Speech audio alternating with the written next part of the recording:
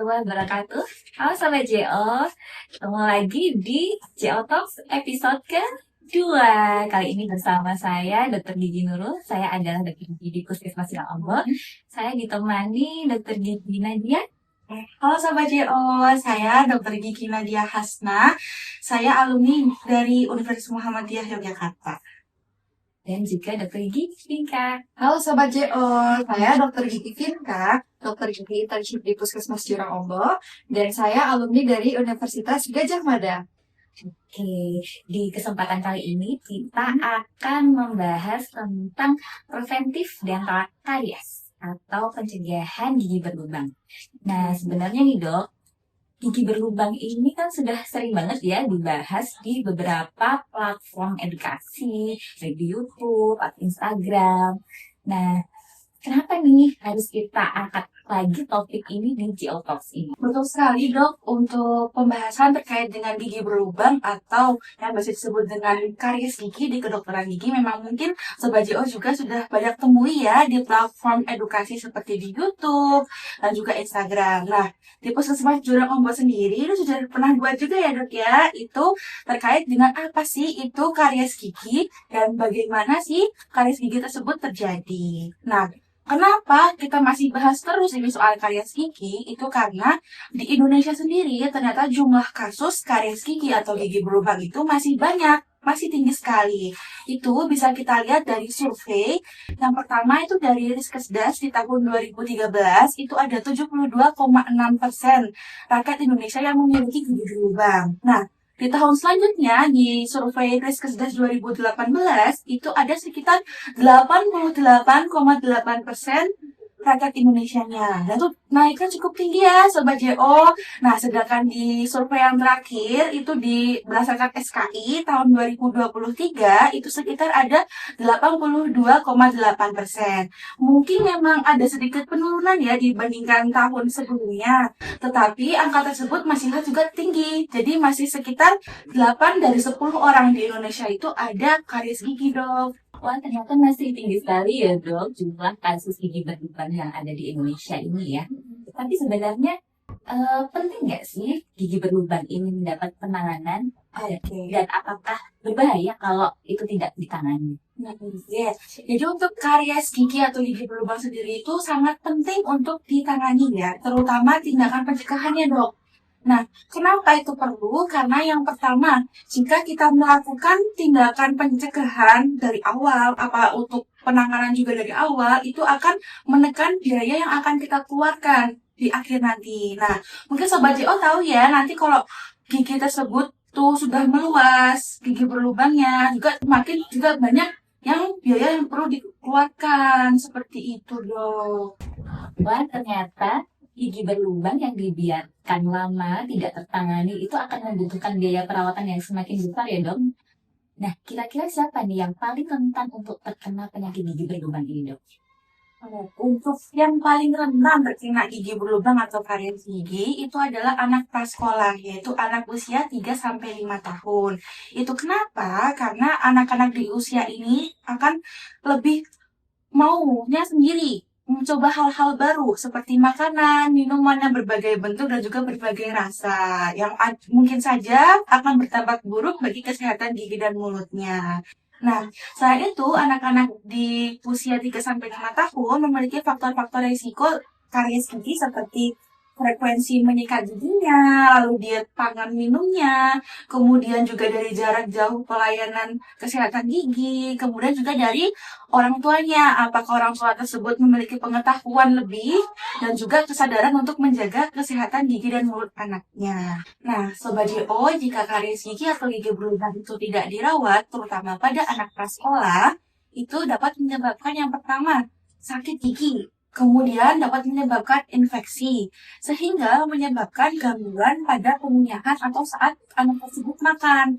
Hal ini dapat berdampak pada penurunan dari berat badan anak tersebut. Nah, jika anak tersebut terus-menerus berat badannya turun, itu dapat menyebabkan penurunan juga dari si perkembangan dan pertumbuhan anak. Nah, ini akan berdampak pada kualitas hidup masyarakat dalam jangka panjangnya. Seperti itu, Sobat JO.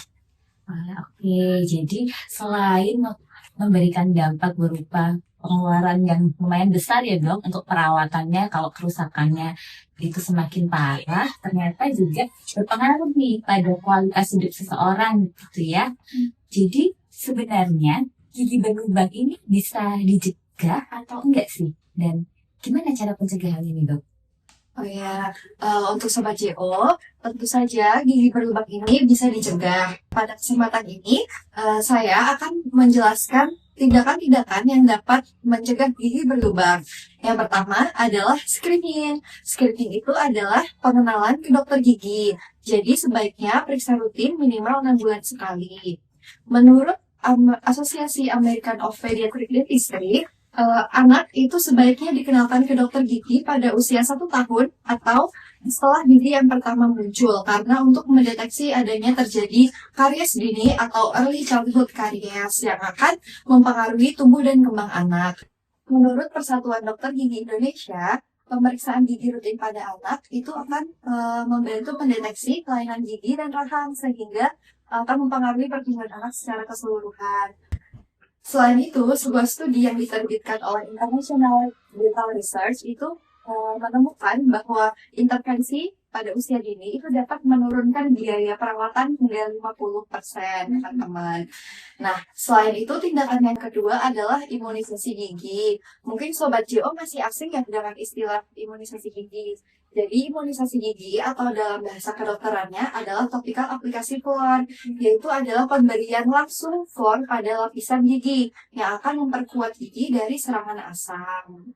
Untuk pemberian fluor sendiri itu ada 2 jenis, yaitu bisa dengan gel ataupun varnis. Namun yang paling sering digunakan adalah yang bentuknya varnis karena langsung dapat diaplikasikan cepat dan mudah mengering di permukaan gigi. Untuk yang gel itu perlu dilakukan dicetakkan kemudian digigitkan pada permukaan gigi anak. Untuk pemberian fluor sendiri itu pada anak-anak diaplikasikan sekitar 3 hingga 6 bulan sekali tergantung dengan keadaan gigi anak-anak.